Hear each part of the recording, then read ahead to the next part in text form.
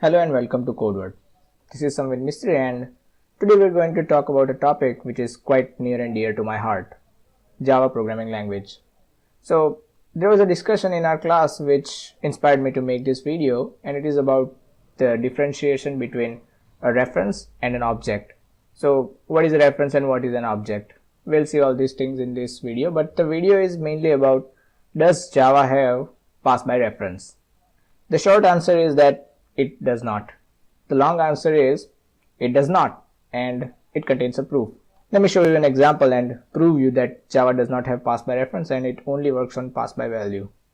We're going to make a class vim, let's call it test.java. Class test. We're going to have a public variable called temp. Let's create a main method. Arguments, and what we're going to do is we're going to swap the two objects, which is quite common practice for showing pass by value and pass by reference workings. Void and swap.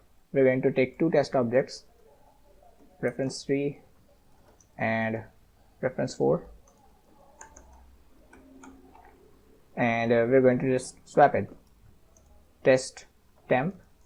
We all know this by default practice of how we change and exchange variables.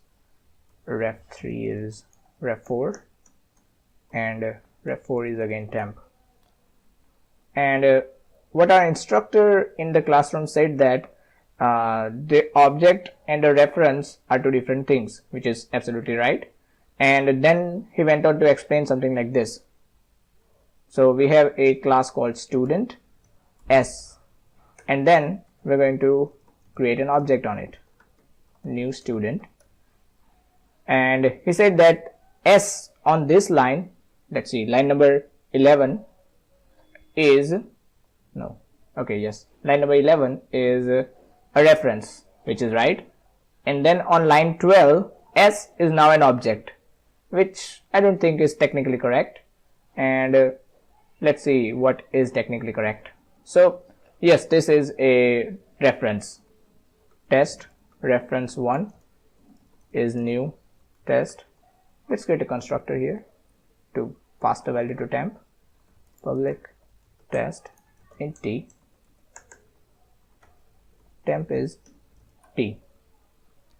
We're going to pass a value 10 and reference 2 is new test with a value 20.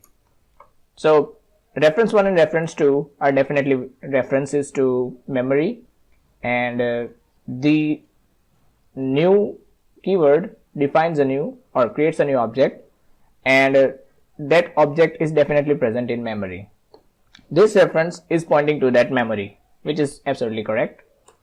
Now what we're going to do is we're going to swap these two objects, reference 1 and reference 2, and then we're going to just print the values just to verify that we have actually exchanged the objects. System.out.println, first value is reference 1.temp and second value is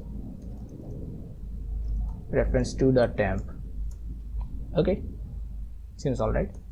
We're going to create another function, static void swap values, test reference 3, test reference 4, and we're going to swap the values of those two objects rather than swapping the objects themselves. Int temp is reference 3.temp, reference 3.temp is reference 4.temp, and reference 4.temp is temp again.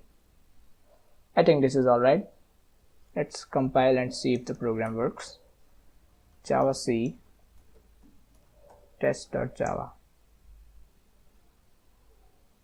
Compiled successfully.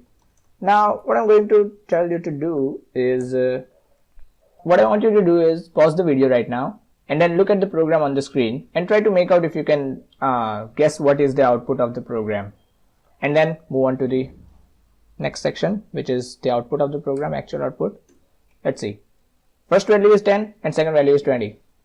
But according to your probable thinking, the output should be first value is 20 and second value is 10, because we have definitely exchanged the objects, right? Well, not so much. Let's try another function. Swap values. Swap values. Save it and compile it. Usual practice. Java test. And the values are exchanged. How did it happen? Let's just look at the code first. So our instructor was partially right that this is a reference, and this definitely is a reference, and it will stay as a reference for the rest of its life. A reference is never an object. Object and reference are two distinct things. Now let's see why our function swap did not exchange the values. The flow of program goes like this. First we called main, Java called main, and then we created two references. Then using new, we bound them to two objects in memory, first and second. Then we went on to call swap. We passed two references there, which definitely passes the address of the variables or references to the next function. But it creates two new references in that function. So what it actually does is it copies the value present inside the variable.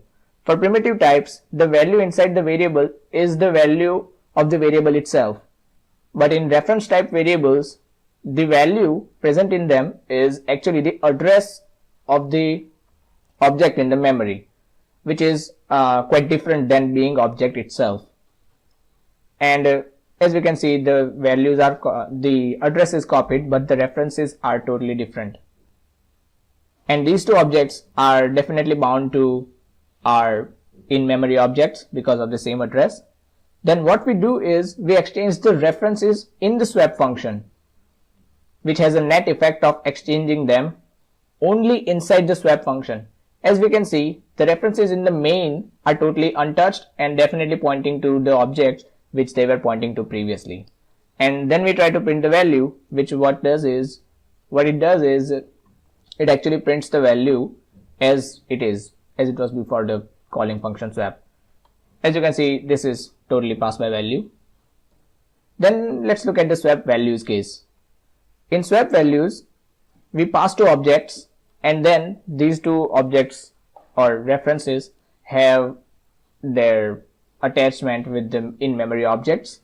Then what we do is we go inside the objects. We look at the temporary variables, then we swap their values, and then we try to print the values, which actually has the net effect of changing the objects themselves. So whatever the reference value is, if it is pointing to the object in memory, then the value would be definitely exchanged.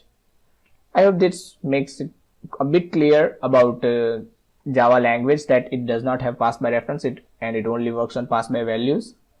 This is pass by value and pass by reference things are good to provide as a training wheels for the people who are coming in from C or C++ background, but I don't think it is good practice to teach this kind of things which are not totally technical in an advanced course. Thank you.